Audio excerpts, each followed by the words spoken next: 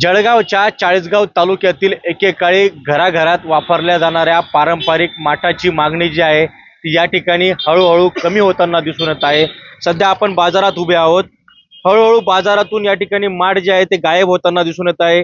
उन्हाळ्याच्या दिवसात माठातील थंड पाण्याला मोठी मागणी असायची, मात्र बदलत्या जीवनशैलीमुळे आणि फ्रीज सारख्या आधुनिक साधनांच्या वापरामुळे माठांच्या विक्रीत मोठी घट झाली आहे। परिणामी माठ बनवणाऱ्या कारागिरांवर आर्थिक संकट कोसळले असून त्यांच्या पारंपरिक व्यवसायावर या ठिकाणी प्रश्नचिन्ह निर्माण झाले आहे। एकीकडे आधुनिकतेचा वाढता प्रभाव तर दुसरीकडे पारंपरिक कलेला मिळणारा कमी प्रतिसाद यामुळे चाळीसगावातील माठ व्यवसाय जो आहे तो या ठिकाणी अडचणीत सापडलेला आहे। आपल्यासोबत बोलण्यासाठी या ठिकाणी माठ व्यावसायिक आहेत। काय सांगाल? खरं तर मोठा परिणाम या ठिकाणी दिसून येत आहे।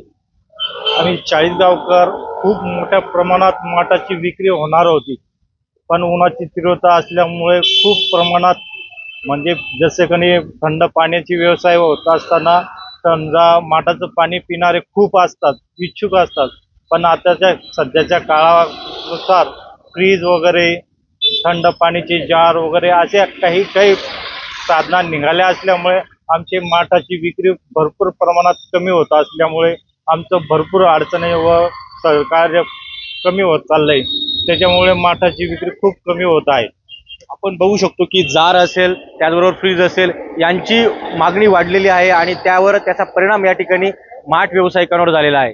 खेमचंद कुमार, TV9 मराठी, चाळीसगाव, जळगाव।